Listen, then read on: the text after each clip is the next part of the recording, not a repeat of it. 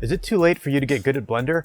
I get asked this all the time, and honestly, if you haven't made a feature film by the age of fetus, just give it up, because you suck. I'm just kidding. It's no joke though.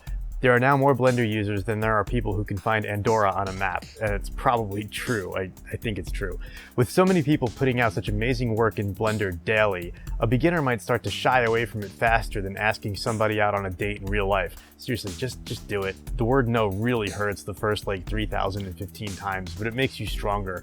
And you don't even need to buy my ultra, super Joe Rogan endorsed Peacock dating VR ninja training thing for that advice. But I digress. It's a scary world out there even for seasoned artists.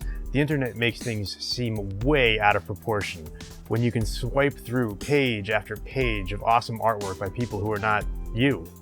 It's discouraging and it can hurt physically, but it's also lame. That's right, it's lame.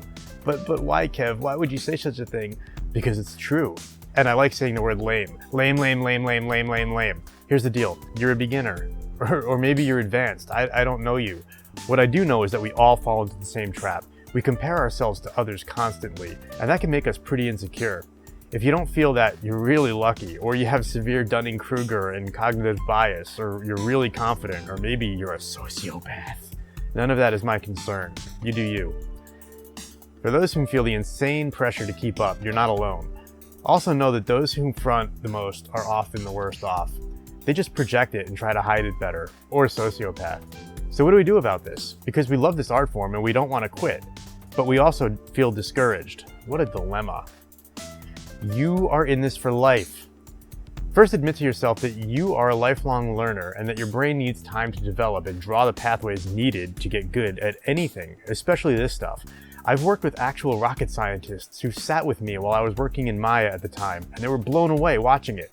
They thought the grass was greener on my side of the soul-sucking office campus. I said, dude, you put frickin' rockets in space. They were like, yeah, but you tell stories that move people. I was like, yeah, want some coffee? Look up Disney's 9 Old Men. They hit their prime in older age. Dick Van Dyke, who many of you probably don't know, is a 3D guy. He's pretty old now, but he's still at it and awesome, so give yourself a break. There's an article in Forbes that said that older entrepreneurs usually have more success. Find it. Look up the average age of visual effects artists too. You'll be surprised. I do it for you, but you'll remember it more when you do it for yourself and you'll go, whoa. Next, compare yourself to others in very specific and limited scope. You might see amazing work, but if half of it is stuff that you hate doing, why compare? If you love texturing and are watching somebody who textured an awesome animated character with really cool explosions in the background, but you have no desire to babysit simulations for hours and hours, or hand animate a character at all, just look at the texturing and compare yourself to that. Many jobs in visual effects are specialized anyway, and you can focus. So do that when you compare yourself. You might feel better for it. I once worked with a guy who would go on the ZBrush forums and constantly lament how good the kids were getting. He'd get all worked up and then down on himself. This was a professional 3D artist. I was like, dude, you're the guy who sculpted the 20-foot-high Krusty the Clown in ZBrush that millions of people walk through at Universal Studios every year. It didn't matter. Understand what you want to get out of this. Learning Blender or 3D is all a huge endeavor. There are so many things that go into making 3D art. Modeling, texturing, lighting, compositing, visual effects, sculpting, rendering, camera work, learning what good coffee is. I threw that in there because I like coffee. As a generalist or hobbyist, you do it all. That said, it's almost impossible to become an expert in everything that goes into this. There will be people who focus and blow you away at specific things. That's life. Knowing that though, understanding what you want from this will help you go a long way. If you don't want to do it all, focus on what you do want. I know it's tough when you want to do this for a living and you need money now, but trust me, this is going to save you heartache down the line. If you do want to do it all and be a generalist, learn what makes a good piece first and foremost. Understanding what you need in a piece before you begin will help you focus and not waste time on the things you don't necessarily need for that piece or shot. You'll get good at those specific things, then in the next piece, those things will be stronger. And you can focus on other things that the next piece might need. This iteration adds up, and sooner or later, you're going to surprise yourself and you're going to be good at quite a few things. Do you want to go pro? If you want to go professional with Blender or 3D, it really helps to focus. I'm a generalist by default as I fell into this a long time ago. I got a job as a generalist and it's paid the bills without fail for something like 15 years now. Does that mean I'm awesome at it all? No. I came face to face with terror when I'd opened Houdini for the first time at work. It still scares the crap out of me, even though I can produce with it. Focus on what you want to do professionally. I've included a link to an ebook that might help you below in the description. It's free on Gumroad if you want. Some practical things that worked for me.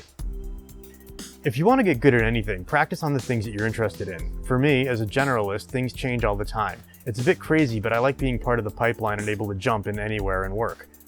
After a while, you get good enough at a number of different things to hold your own. That doesn't mean that you can take on people who do those tasks day in and day out and have lived and breathed it, but you can help on many aspects of a project and get it to at least 80%. But I want to do it all now. Of course you do. I want to create another It's Always Sunny in Philadelphia and be a showrunner and have a party house in Malibu, but baby steps and managing expectations is the only thing that keeps me sane. That and not engaging in politics on Twitter, I recommend that. How do I get good? That's up to you, but if I were you, and I'm not, and I probably never will be, I'd say focus on what you want. It's not too late to start getting good, but you need discipline. After this video, make a list of things you want out of Blender or 3D or whatever you're learning. What artists do you look up to? What artists do you want to be like? What styles do you like? What parts of doing 3D do you really enjoy? Do you like to do it all or just a few things? Write out what makes you happy. I know, that's crazy thinking. Like, we all know that we're supposed to work in jobs that we hate and make as much money as we can so we can one-up everyone else on social media. I know, I get it. I'm being a dreamer here and not practical at all. You know what? Screw that. Find what makes you happy, then plan baby steps to get yourself there. You can give yourself a time limit if you want, if that helps you focus, but in reality, we're all on our own paths. What works for me might not work for you, and vice versa. So, ergo, write out where you want to be, what you enjoy doing, and what you might need to get yourself there. The book in the description may or may not help, but it's free, so screw it, get it if you want. Then, make micro changes every day to get yourself there. Huge leaps rarely work. That's why so many New Year's resolutions fail. Make small steps and work at what you want a little bit each day. Compare yourself today to yourself yesterday. Are you making progress? If yes, great. Feel good about that, because it's really all we have. If you make progress every day, learn something new every day, and maintain a chill perspective devoid of comparing yourselves to others, you might, just might, find success and happiness. If you do, come back and like this video. Maybe subscribe and learn with me. I'm still learning and improving, and I've been doing this forever. I know where I suck, and if it behooves me, I work on it. Know your strengths and play to them, because that's what makes you, you, and not me. Did any of that help? I hope so. Until my next video on making something gross or cool or dumb, just chill, go easy on yourself, and find your happy. Mine is coffee, you do you.